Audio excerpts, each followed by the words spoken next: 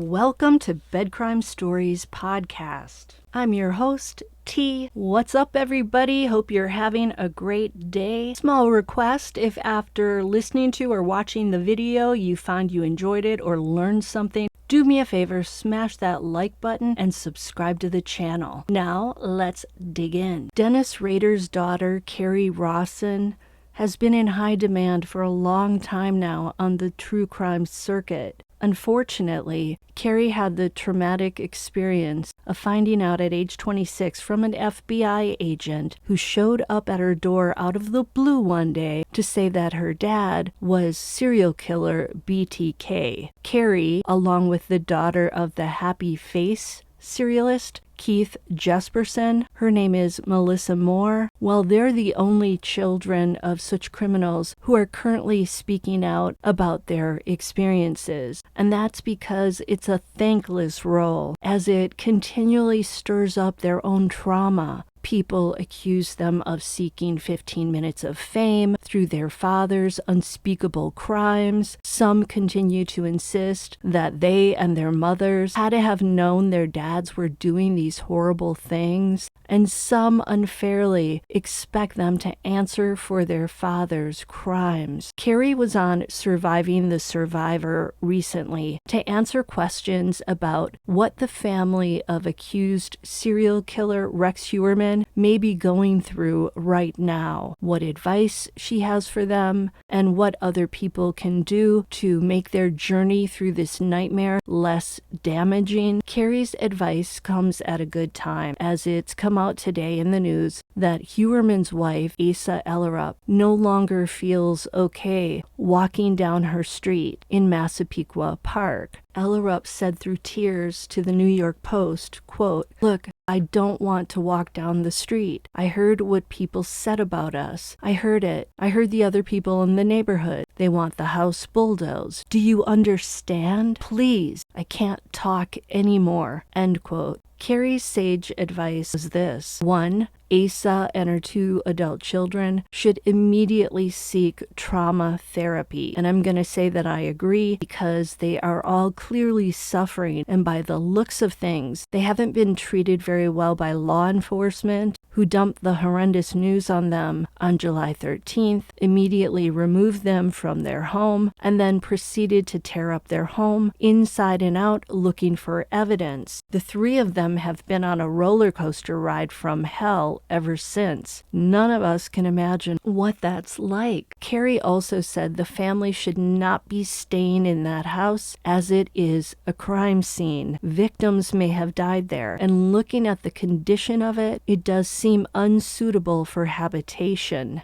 To quickly get them the monies needed for the move, the city needs to purchase the house immediately and then tear it down for everyone's sake. But again, before that can happen, Ellerup and her kids need a home to call their own in a place that they want to be. Wichita bought the Rader family home, and Kerri's mom never spent one more night in it after hearing about her husband's crimes. The third thing Kerri said was that everyone needs to stop expecting Asa Ellerup and her kids to answer for her husband's crimes. Ellerup said she was blindsided by the news, as was Kerri's mother Paula when she found out. They're not the ones who committed the crimes. They say they didn't know about the crimes, and we need to respect that. So that means the news crews and photographers need to stop hanging out at their home and snapping photos of them as if they're zoo animals. 4. There needs to be someone who can guide the family through this confusing situation. Not just a lawyer, but also victim advocates who understand. Ellerup and her children should also have someone else go into that house and gather their things for them. To do that labor themselves risks more trauma. The sooner the family gets help, the better for their recovery. According to Kerri's first therapist, who treated her for 5 months in 2007, many factors determine how well people recover. The therapist said, quote, It's about the severity of the trauma and how long it goes on, but it also depends on the coping mechanisms the victims have, their support system, who they have around them, end quote. From the outside looking in, it doesn't seem like Ellerup and her kids have any support system,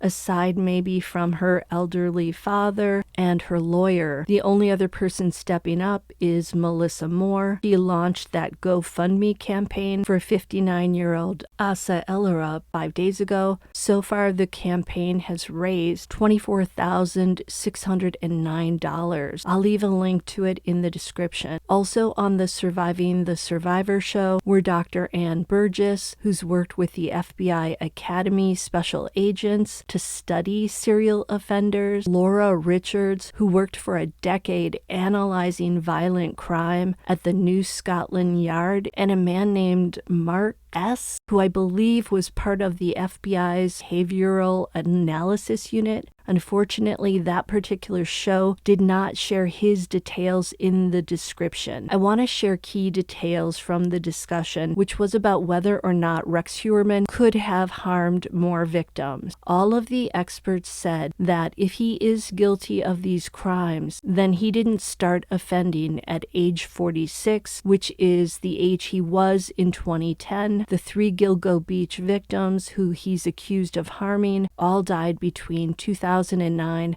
and 2010. The 4th victim, who Heuermann is suspected of harming, Maureen Brainerd Barnes, went missing in 2007. Burgess said that investigators need to go back to Rex Heuermann's adolescence and that it's very likely he began committing crimes 10 to 15 years before the Gilgo Beach crimes. Burgess mentioned that these offenders often experience early onset interest in dark fantasies. They may engage in gateway behaviors such as window peeping, prowling, essaying a sibling in their own family and home, or females in the neighborhood, and then they go on to stalking. It's usually only after all of these that someone like Heuermann would escalate to murder. And some of these people after that escalated further to dismemberment. Thanks to Heuermann living in that same Massapequa Park neighborhood his entire life, and the fact that he physically stands out because of his height of 6 feet 4 inches and his hulking girth, if there are any female victims who survived being essayed, stalked, or something else, they should be able to recognize him as their offender, even if the crime took place years ago. The discussion on the show also turned to coercive control. Those were the words used to describe Rex Heuermann. We know from how the Gilgo Beach victims' remains were found that the perpetrator sought total control over them. The experts said that this may point to Rex Heuermann not feeling powerful about himself deep down inside. According to Heuermann's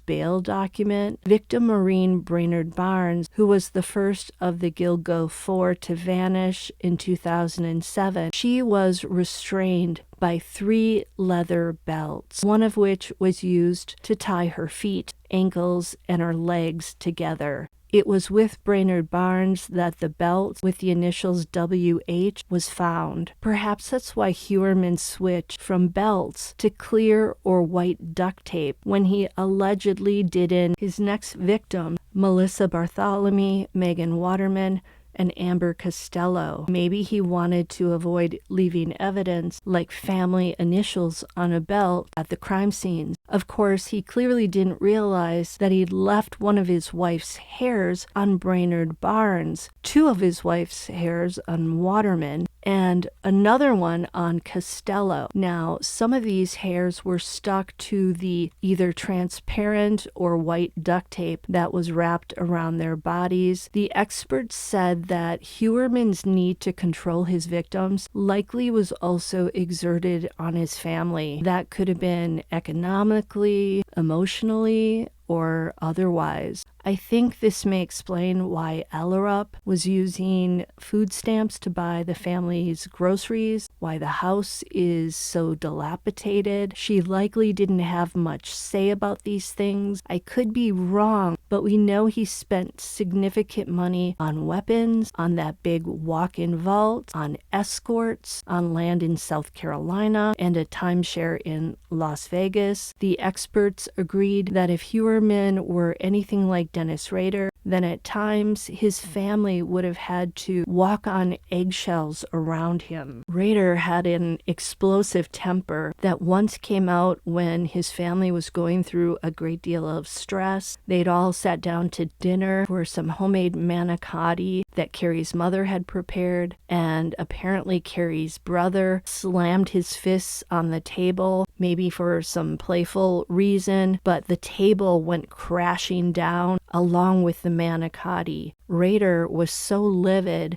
that he got up and he put his hands around his son's neck. Thankfully, he stopped before causing permanent harm. Normally, Rader was very good at what he called cubing, which means only showing the side of him in the environment that he was in. So if he was offending and harming people, he showed that side of himself. But if he was in family man mode or church leader mode, that was the side of the cube he showed to people. But I guess in stressful situations, he occasionally allowed glimpses of those other parts. I have to believe Heuerman, too, showed flashes of his violence from time to time with the family. Of course, they would have never jumped to the conclusion from any of that he was doing in young women. They might instead have just thought, well, he's got a bad temper. Maybe he had a hard childhood. We have to find ways to deal with it, to get around his temper,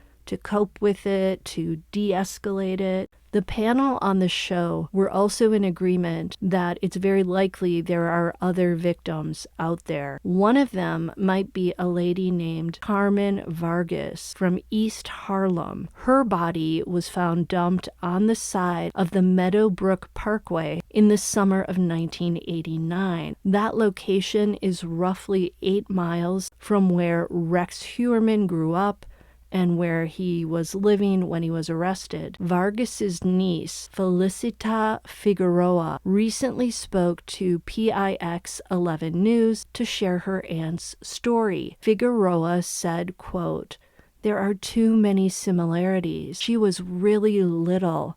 She walked the streets," end quote. Figueroa said she was the last person to see her aunt alive back in 1989 after an evening at the Central Park pool. Her aunt walked her back to the family's apartment building located at 106th Street and Lexington Avenue in East Harlem before telling Figueroa to go upstairs. Figueroa stated, "She got into a dark car.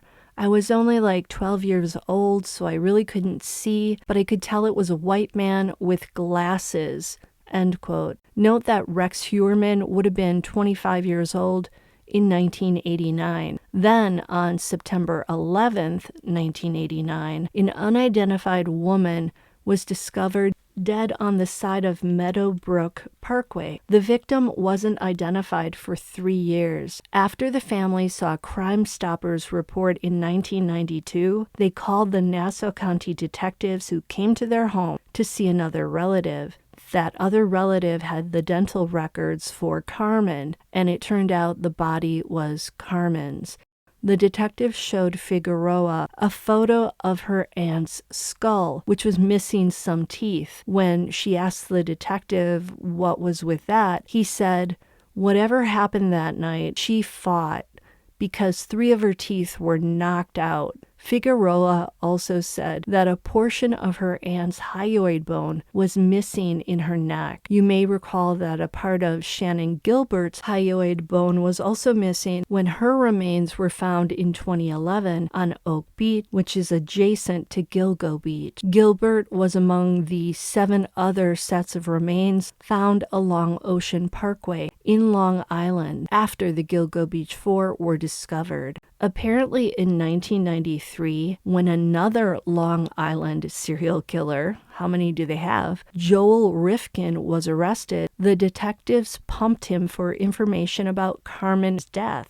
But Rifkin, who confessed to doing in 17 women, would not take responsibility for Vargas's death. He was adamant that she was not among his victims. Apparently, where Carmen Vargas was in Freeport is a place that Rex Heuermann had ties to in the 1980s. Also, the Meadowbrook Parkway, where Carmen Vargas's body was dumped, also leads to Jones Beach, where Heuermann had a job for several years as a seasonal worker in the 1980s. So far, the Nassau police are not saying if they believe Vargas's death could be tied to Rex Heuermann. We'll all have to wait and watch. That's all for today. Thank you again for the privilege of your time. I'll see you next time on Bed Crime Stories. Did you enjoy this? If so, smash the like button, subscribe to the channel, leave me a comment. I read them all, and I'll see you next time.